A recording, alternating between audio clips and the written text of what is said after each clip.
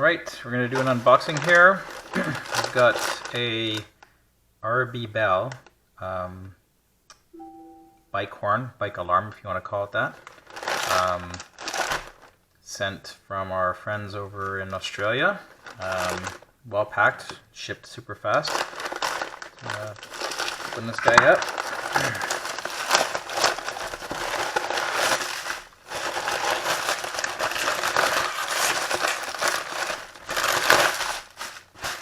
Get rid of that stuff. Lots of bubble wrap. Oh, look at this. Surprise, surprise. I love surprises. Thank you, Frank. Sent me 3 copies. I think the first thing I want to mention is that there's a lot of knockoffs of these guys on the web. And one of the things I noticed most was, let me actually rip one open here. So we got blister packaging here. What you will notice in the knockoffs, and being an electronics guy, I can tell you that's something you should watch out for, is that the knockoffs have cheap, you'll see like a grayish 3-wire connector between the actual, the horn, you know, the electronic horn, and the battery unit.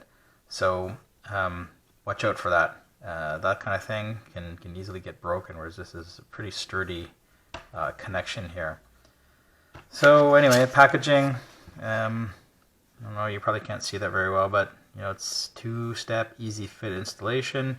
You essentially wrap this sucker around the handlebar. It's a flexible silicone grip that just basically locks shut like that around the bar. Nice thing is it's flexible, so it'll fit and, you know, different bar widths. I'm actually using it on my Specialized mountain bike, and I've got a carbon bar and varying width, so I'm going to have to find the right spot for it. This guy here, you can kind of put it wherever you want, but it's not got a huge flexible piece, but essentially that's going to go, it's targeted to go around your cable, brake cable or gear cable, just shortly down from where the bell will be. The idea is you mount it like this, horn facing forward, and, oh, that's loud, and you use the button to warn people. So I'm going to try that again. That's pretty loud. That's definitely going to scare the cannolis off most people that are running around on the trail, or the our dear older folks who might have hearing aids. I think they'll hear that. I like it. That's what I've been looking for. I find my bell still doesn't seem to do justice. I ring it, and I come up to people and I still scare the living hell out of them. So this might scare them, but at least they'll know you're coming and they won't get angry because you didn't warn them, right? So impressive. So in terms of battery replacement, as the instructions show that as well, I believe it's just a AA battery, but this is again a silicone wrap. You can just kind of peel this guy back, and then if I got my stuff right here, you just peel it back and you expose a plastic sheath, and then the battery, half of the sheath comes out. It's just a cover, and then you expose the battery. It's a AAA, I think. AAA battery. It's a little finicky, but you know what? It's done for a good purpose, I'm sure, because it keeps it waterproof or water resistant, right?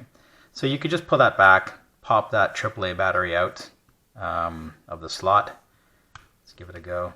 It might require a little bit of playing around, but I know what I'm doing wrong here. I think you slide this sucker right off on this side, and it'll come. And you got to kind of get it over this. This hook has got a bit of a plastic inside as well, so you got to play with it a bit.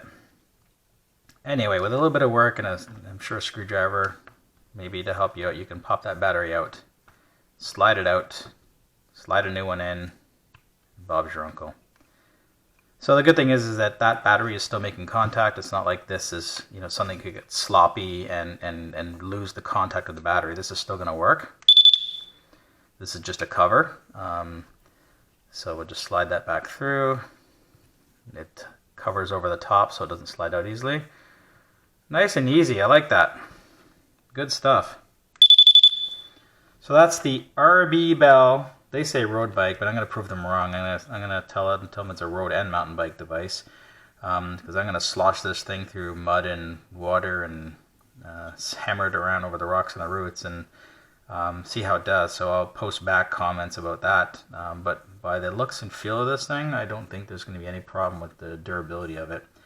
I mean, this is a piezo inside here and there's silicone here, but you do have a hole. You need it, obviously, for the sound to get out. So I mean, if you've got water, splashing in there, you're going to probably get into electronics, but the likelihood of that happening is fairly rare. And I think that, if you're worried about rain, you could just have that device, that turns somewhat down so the water drips, off of it, not up and into it. So, your placement of your bell, the button is going to want to be probably where your thumb is. So if you're holding your handlebars, you're going to be doing that near your handlebars.